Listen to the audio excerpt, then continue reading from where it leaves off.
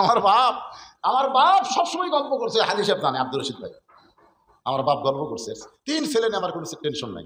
2 কলেজের প্রফেসর, একটা primary headmaster, এই মৌলবি খেলে আমার টেনশন। তুই কি করে খাবি? আমি যখন ওয়াজ করে যাইতাম, আব্বা কয় আজ তো কত দিল দেখি, তখন আমি কইতাম আব্বা দিছে, আব্বা মাশাআল্লাহ দিছে, দেখি না কত দিছে। তখন আমি পকেটটা বের করে তখন দিই, উপরে 100 টাকা, তারপরে 50, তারপরে খালি 10। আব্বা গুনা কয় করে 250 হলো রে। তোর টাটকা ভোগ, তুই যে সারা রাত মানুষের ওয়াজ করিস, আরে 250-300 করে টাকা দেয়, বাদ দে ওয়াজ বাদ দে, দোকানদারি করে খা। বিশ্বাস করেন, আমার বাপ জোর করে আমাকে ওয়াজ বাদ দিতে আমাকে একটা কাপড়ের দোকান করে দিল, কাপড়ের দোকানদারি করি আমি। আর মাঝে মধ্যে গল্প করে, আমার এই ছেলেগুলা খুবই চিন্তায়, কি করে খাবি।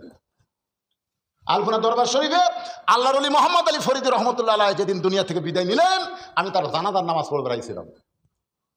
ওই ঘুরে ঘুরে তার দেহ দেখাচ্ছে, ঘুরে ঘুরে, মানে হাজার হাজার মানুষ, তো লক্ষাধিক মানুষ এখন তাকে দেখবে, তার সোনার চেহারাটা দেখবে, এরা দেখবার দেখ ঘুরে ঘুরে যিনি দেখাচ্ছেন তিনি হচ্ছেন রসমনা হায়দারি হুজুর, উনি মারা গেছে, ওনার বাড়ি হচ্ছে শুধু, এরকম ঘুরে ঘুরে দেখাচ্ছে। আমি ঘুরে ঘুরে দেখতে গিয়া হুজুরের মুখের দিকে তাকায়, আমার চোখ আর সরে না। আমি কিছুক্ষণ যখন তাকাই আছি, তখন হায়দারি হুজুর বুঝতে পারলেন, ইত্তাকু ফিরাসাতাল মুমিনিনা ফাইন্নাহু ইয়ানজুরু বিনুরিল্লাহ। এই মৌলানা সাহেব তো সাধারণ মানুষের মতন দেখতেছে না, আমাকে হাত ধরে হুজুরের কাছে টেনে দিল। আমি আধ ঘন্টা পর্যন্ত মোহাম্মদ আলী ফরিদি পীর কেবলা রহমতুল্লাহ আলাইহির চেহারার দিকে তাকায় থাকলাম। ওই যে পাগল হয়ে গেলাম, আলপনা দরবার শরীফে দোকানদারি ব্যবসা বাণিজ্য বাদ দিয়ে সব ছাড়ে ছড়ে চলে আসলাম এখানে। দীর্ঘদিন এখানে থাকার পরে আলোচনা শুরু করলাম, ওয়াজ নসিহত করি, টাকা পয়সা কে কি দেয় বাংলাদেশের কোন লোক বলতে পারবে না। বদরশির টাকা গুনাইলে অত দূরের কথা, দেখে আলিছে, কেউ বলতে পারবে না। 17 বছর পর্যন্ত আমার এইভাবেই চলতেছে, 17 বছর। 2007 সালে বীরগ্রাম যখন আমি গেলাম, পিছন দিক থেকে একটা ট্রাক আমার গাড়িকে লক্ষ্য করে মারলো, সাথে সাথে আমার সেক্রেটারি মারা গেল। সেক্রেটারি যখন মারা গেল, আমি গাড়ির মধ্যে বেহুশ হয়ে থাকলাম। আমাকে নিয়ে গেল শহীদ মেডিকেল হাসপাতালে। আমার সেক্রেটারি মারা গেছে, আমার গায়ের যে চাদর সেরে দেওয়ার লাশ ঢেকাতেছে, গোটা এলাকা আমার খবর হয়ে গেল বদরশিদ মারা গেছে। সবাই আমার নাম ইংলালিয়া পড়লো, আমার বাড়িতে কেউ মাইক্রোলিয়া, সিনজেলিয়া, টেক্সিলিয়া সবাই চলে গেছে। আমি আছি মানে শহীদ মেডিকেল হাসপাতালে। আমার বাপের কাছে যায় বলতেছে, আপনার ছেলের লাশ কখন দাফন হবে? বকাই কেরি, আমার ছেলে তো মরেই বিগে, আসলে মরে গেছে আমার সাহাবী। ভালো হওয়ার পরে আমি আল্লাহর কাছে ওয়াদা করলাম, আল্লাহ আজকে যদি আমি মরে যেতাম, তখন কিন্তু ইউটিউব ছিল না, ফেসবুক ছিল না, এরকম ওয়াজ প্রচারের কোনো মাধ্যমে ছিল না, ছিল না। আমি মরে গেলে সবাই বলতে বলতে একটা ওয়াজ করতে মারা গেছে। মরে যাওয়া মাত্র আমি শেষ হয়ে যেতাম। আমি সেদিন নিয়ত করলাম যে আর টাকা পয়সা কামাই করে আমি নিজের জন্য খরচ করবো না। সেই টাকা পয়সা জোগাইতে জোগাইতে সর্বোচ্চ 12 শতক জায়গার উপর আমি একটা মাদ্রাসা তৈরি করলাম। তারপর আবার কিছু জায়গা কেনার পরে একটা মসজিদ তৈরি করলাম। তারপর আবার কিছু জায়গা কেনার পরে আবার ভিন্ন করে মাদ্রাসা তৈরি করলাম। এখন আমার জায়গা ওখানে গিয়ে দেখবেন সমস্ত জায়গা কিন্তু ওয়াকফ করা, ধরে কোন কি করা, ওয়াকফ করা 235 শতক জায়গা ওয়াকফ করে সেইখানে মসজিদ, মাদ্রাসা, এতিমখানা তৈরি করা হয়েছে। মহিলা মাদ্রাসা বর্তমান 3 তলা, সুবহানাল্লাহ কর না কেন, 3 তলা। আর এই বছর ইউটিউব ভাইরা জানে, এই বছর আমি আল্লামা সাইদি হুজুরের নামে একটা শহীদ দেলোয়ার হোসেন সাইদি হুজুর রহমতুল্লাহ নামে একটা অডিটোরিয়াম করলাম এই বছর। আমার পায়ের মুজার থেকে জুতা করে আমার এই রুমাল পর্যন্ত, পাঞ্জাবি, কোট যা দেখতেছেন, মোবাইল, ঘড়ি, চশমা সব হচ্ছে মানুষের হাদিয়া। আজকেও একজন একটা তসবিহ আর জায়নামাজ হাদিয়া দিল। মানে আমার কোনো জিনিস কিনা লাগে না, জনগণই আমার হাদিয়া দিল। তাহলে আমি কেন আমার জন্য করবো? আমি যা করবো আল্লাহ রাসূলের জন্য করবো, আল্লাহ যেন কবুল করে, জোরে করে আমিন। আমি কথাটা কেন বললাম, কি প্রসঙ্গে বললাম একটু মনে রাখবেন আল্লাহর বান্দারা। ওমর ফারুক বলতেছেন, মা আমি যেই ছেলেটার খবর দিচ্ছি সেই ছেলেটা হলো 30 পারা কোরআনের হাফেজ। আপনারা বলেন তো হাফেজের দাম আছে না নাই? যে রাস্তা দিয়ে হাঁটা যাবে ওর পায়ের জুতার পরশে আল্লাহ কবরে আযাব মাফ করে দেয়। একজন হাফেজ শুধু জান্নাতে যাবে না, 10 জন জাহান্নামী মানুষকে সুপারিশ করে জান্নাতে নিয়ে যাওয়ার পারবে। ওমর ফারুক বললেন, মা আমি যেই ছেলের খবর দিচ্ছি সেই ছেলেটা শুধু হাফেজ না, 6 লক্ষ হাদিসের হাফেজ। ছেলেটার বয়স হলো 22 বছর। ছেলেটার বয়স হলো 22 বছর, ধরে কোন কয় বছর?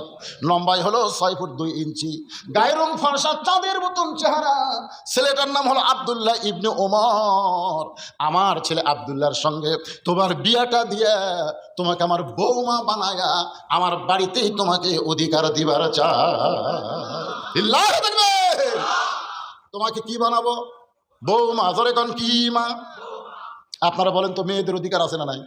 ওমর ফারুক বললেন, আমার আব্দুল্লাহর সঙ্গে তোমার বিয়েটা দিয়ে তোমাকে আমার বৌমা বানায় আমার বাড়িতেই তোমাকে অধিকার দিবার চাই। আব্দুর রশিদ ভাই, আপনি তো বেটি নাই মনে হয়, ছেলে ছেলে আছে তো? বৌমা না? বৌমা তিনটা বৌমা পাচ্ছেন, ভাগ্য ভালো। হ্যাঁ, কতগুলো বউ হচ্ছেন, বিয়ে হওয়ার পরে বেটা গিয়া বউরা শহর গেছে। এখন বেটার বউ থাকে শহরের বাসায় থাকে বউ আর বেটা, আর বাপ আর মা বুড়ি গ্রামে গুড়গুড়ি করতেছে। আছে না নাই? কতক্ষণ আছে না নাই? কি যে বুদ্ধি শুনেছে, কানে কানে বলেছে তোমার বুড়া বাপ আর বুড়ির কাছে আমি থাকতে পারবো না, এরা খালি ফ্যাট ফ্যাট করে। এখন বইয়ের কথা মতো এখন ছেলেরা বগুড়া বাসা করছে। এখন বগুড়া শহরের মেন কেন্দ্রে একটা সুন্দর বাসা করে স্বামী স্ত্রী দুইজন থাকে, ভালো চাকরি করে, ভালো কামায়। একদিন বাবা অসুস্থ হয়ে বগুড়া পপুলার ডায়াগনস্টিক সেন্টারে দেখাবার গেছে। ডাক্তার এত ভিড়, দেখতে দেখতে রাত 9টা বাজছে। 9টা, এখন তো পরীক্ষা টরীক্ষা খুব বেশি, সব দেখে রাত 9টা বাজছে। এখন চিন্তা করে এই 9টার সময় আমি ডুবাটিকুর কেমনে যাই, এই চিন্তা করতেছে বুড়ে। তখন ভিতরের মন বলতেছে এত ডুবাটিকুর চা লাগবে, এত বেটার বাসা নাই, বেটার বাসার যা। তখন রাত 9টার সময় ছেলের বাসার গেছে, ছেলে যেন ভালো হয় এই জন্য ভালো নাম তো আব্দুল্লাহ। রাত 9টার সময় ডাকতেছে, আব্দুল্লাহ রে, আব্দুল্লাহ। আপনারা খান তো, এটা গ্রাম না শহর? কথা কন না করে ভাই। কিন্তু বাপ কি বেটা শহরের ভাষা ডাকবার পারে? গ্রামের ভাষা ডাকছে, আব্দুল্লাহ রে, আব্দুল্লাহ। আব্দুল্লাহ মনে মনে চিন্তা করে শহরের সবাই আমার সাহেব কয়, স্যার কয়, আমার নাম ধরে ডাকার মরদ তো কেউ নাই। এ রাত 9টার সময় আমার নাম ধরে ডাকলো কে? গেট খুলে দেখে বাবা দাঁড়িয়ে আছে। ও বাবা, শহরে বাসা করার পর থেকে আপনি তো আসেন না বাবা। বাবা গো, আপনি তো আসেন না বাবা, আজকে রাত 9টার সময় কেন আইছেন? বাবা বলতেছে আমার ঠেকা পড়ছে, ঠেকা, যাবার পারিনি, যাবার গাড়ি নেই, কি করবো? ডাক্তার দেখতে দেখতে 9টা বাজছে, এই জন্য তোর বাড়ির দরজা আছে, তুই কি ভিতরে ঢুকাবো না ঠেকানো? আব্দুল্লাহ বুঝতে পারছে আমার বইয়ের কারণে বাপ খালি সেই রকম রাগে আছে। বাপ বুঝতেছেন না বাপের রাগ আছে না?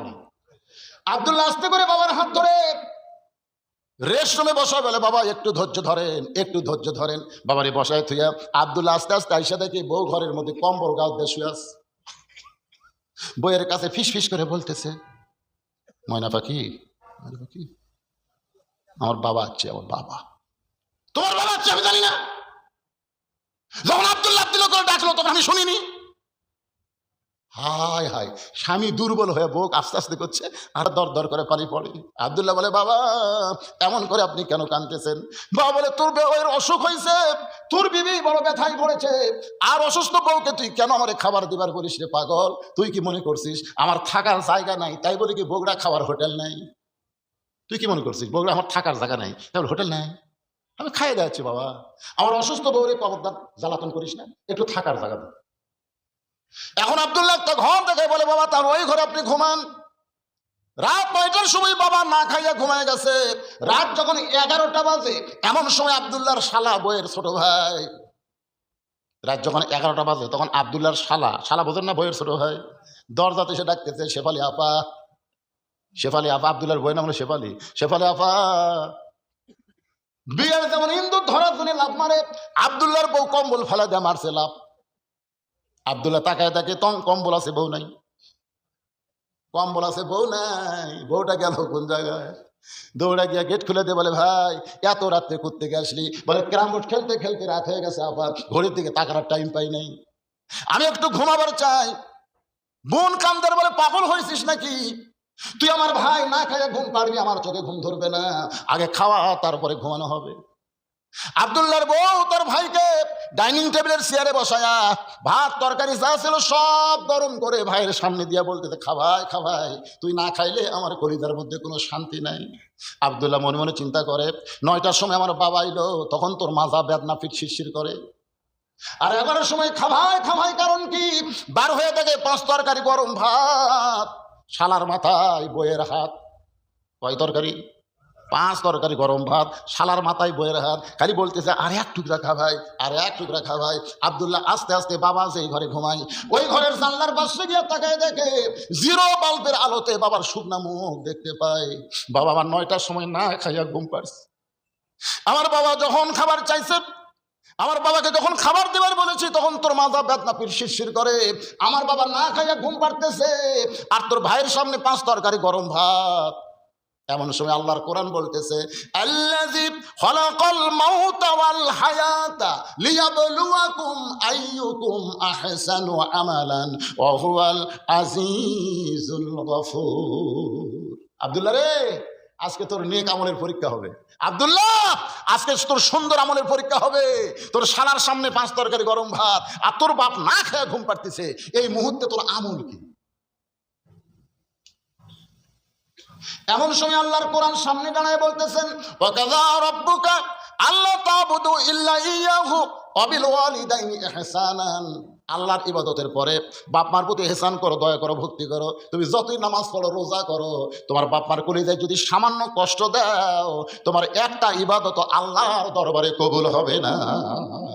কথা বলেন না কেন? কবুল হবে? মায়ের মনে কষ্ট দিয়েছেন, বাপের মনে কষ্ট দিয়েছেন। দাঁত থাকতে মানুষ দাঁতের মূল্য দেয় না, চোখ থাকতে মানুষ চোখের মূল্য দেয় না। 18 সালে আমার বাবা মারা গেছে। বাবা যখন মারা গেছে, তখন আমরা 4 ভাই মায়ের কাছে গিয়ে বললাম, মা বাবা মারা গেছে। মা বলতেছে, আফসোস করিস না, বাবা মরে গেছে, মরা যখন লাগবে, আমি তো মা তোদের জীবিত আছি। 23 সালের 25 ডিসেম্বর যখন মা মারা গেল, আমার বাপ মাকে মসজিদের পাশে কবর দিয়ে রাখছে। প্রতিদিন ওয়াজে আসার সময় একবার বাপ্পার কবরে সালাম দেয়। যত রাত্রি ওয়াজ করে যাই না কেন, বাপ্পার কবরে সালাম দেয়। বারবার চোখের সামনে ভেসে ওঠে, যার বাপ মা নাই এই দুনিয়াতে তার কেউ না। বহুদিন বউকে বলেছিলাম, আমার বউকে, আমি ওয়াজ করে বাড়ি আসবো, তুমি চেতন থেকো, তুমি চেতন থেকো।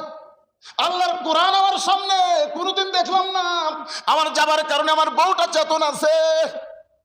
কিন্তু আমার মা যেই ঘরে ঘুমায়, ওই ঘরের পাশ দিয়ে যখন আমি হেঁটে যাই, মামার জুতার শব্দ শুনে বুঝতে পারে, বাজান আমি ঘুমাই নাই। আমার মা ঘরের দরজা খুলে দেয়। আমি বলতাম, মা কোনোদিন কি আপনার চোখে ঘুম ধরে না? মা বলে, পাগল ছেলে, ওয়াজ করে বাড়ি আসবি।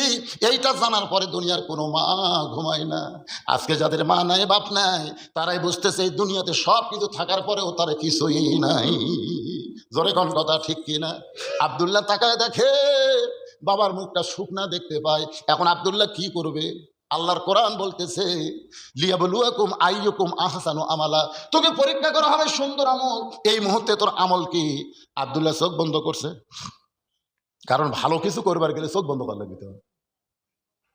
চোখ বন্ধ করে দেখে উটি বলা একটা বেলান আছে। উটি বলা মানে শহরের বাসার তো লাঠি লাঠি থাকে না রে ভাই, এই যে উঠি বলে, এই উটি বলা একটা বেলান আছে, 1 হাত। আব্দুল্লাহ চিন্তা করতেছে, কি করি? নারী নির্যাতনের আইন আছে বারে, মরদ নির্যাতনের কোনো আইন নেই। আজকে আপনারা বলেন তো, বাংলাদেশে পুরুষ নির্যাতনের কোনো আইন আছে? কিন্তু নারী। এখন তো আমার বউ যদি মারি, আর বউ যদি যায় কেস করে, তাহলে আমার চাকরিও যাবি, জেল খাটা লাগবে। ইমান বলতে দেখে মারার জায়গা নাই। যে জায়গাত মারলে কাউকে দেখাবার পারবি না, সেই জায়গাত মার।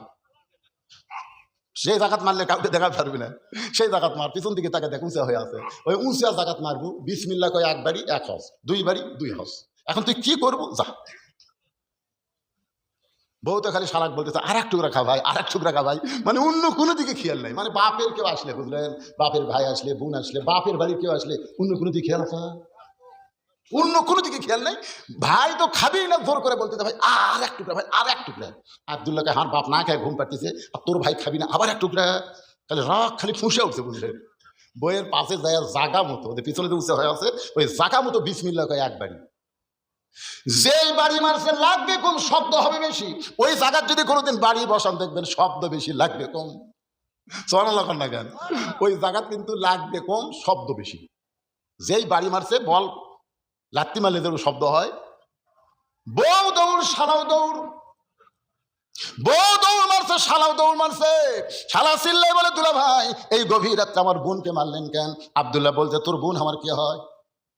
তুই যে কইলি আমার বোনকে মারলেন কেন? তোর বোন আমার কে হয়? আল্লাহ কোরআনে বলেছে, হুন্না লিবাসুল লাকুম ওয়া আনতুম লিবাসুল লাহুন্না। স্বামী হলো বিবির পোশাক, বিবি হলো স্বামীর পোশাক। তোর বোনকে আমি এত ভালোবাসি, আমার বাপ্পাকে গ্রামে রাইখা আমি শহরে তোর বোনের জন্য একটা বাসা বানাইছি। শালা রে, তোর বোনকে কেন মারলাম যদি জানতে চাস তাহলে আয়। শালা কয় আমাকে মারবেন নাকি? বলে তোকে মারবো না, তোকে একটু দেখাবার চাই।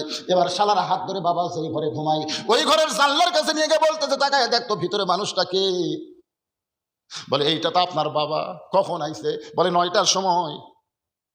আমার বাবা না খায় ঘুমাই গেছে। শালা বলতে দিল ভাই টেবিলের উপর এত খাবার আমার বোন আমাকে দিল, আমি খাই না তারপরে জোর করে খাওয়াই, তাহলে আপনার বাবা না খায় ঘুমাইলো কেন? আব্দুল্লাহ কামদার বলে আমার বাবাকে যখন খাবার দিবার কইছিলাম তোর বোন কইল আমার মাজা বেদনা পিঠ শিরশির করে, আমার বাবা তোর বোন অসুস্থ কথা শুনে না খাইয়া ঘুমাই গেছে, এখন বললে শালা বল আমি কি করব? শালা বলতে দুলা ভাই আর একটা মারেন, আর একটা মারেন, কারণ মানুষের জাত না। মানুষের জাত যদি হইতো তাহলে শুধু বাপের আত্মীয়কে ভালোবাসতো না, শ্বশুরের আত্মীয়কেও ভালোবাসতো। ধরে কোন কথা ঠিক কি না? আজকে আপনাদের ঘরগুলো খেয়াল করে দেখেন তো, আমার মায়েরা যারা পর্দার অন্তর আছেন, মা শোনেন, আপনি যদি আপনার স্বামীর আত্মীয়কে ভালো না বাসেন, আপনার স্বামীও কিন্তু আপনার আত্মীয়কে ভালোবাসবে না। কিন্তু যারা যারা কি